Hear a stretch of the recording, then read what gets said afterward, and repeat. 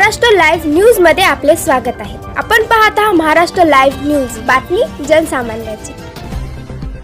स्वर्गीय अजितदादा पवार यांच्या जयंतीनिमित्त जिल्हा परिषद शाळा धानोरा येथे शालेय साहित्य वाटप आणि वृक्षारोपण कार्यक्रम उत्साहात संपन्न। वसमत तालुक्यातील धानोरा येथील जिल्हा परिषद शाळेत स्वर्गीय अजितदादा पवार यांच्या जयंतीनिमित्त शालेय साहित्य वाटप आणि वृक्षारोपण कार्यक्रम उत्साहपूर्ण वातावरणात पार पडला।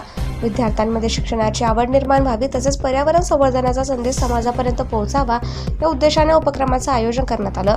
कार्यक्रमाच्या प्रारंभी अजितदादा पवार यांच्या प्रतिमेला पुष्पहार अर्पण करून अभिवादन करण्यात आलं।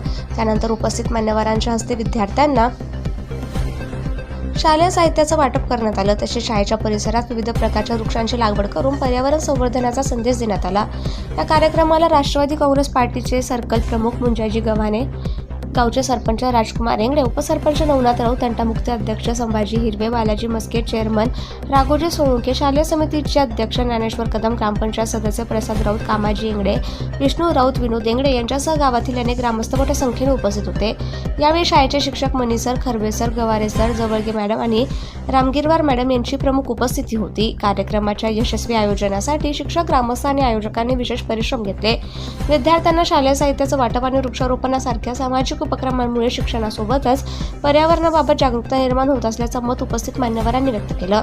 कार्यक्रम उत्साहपूर्ण वातावरणात संपन्न झाला।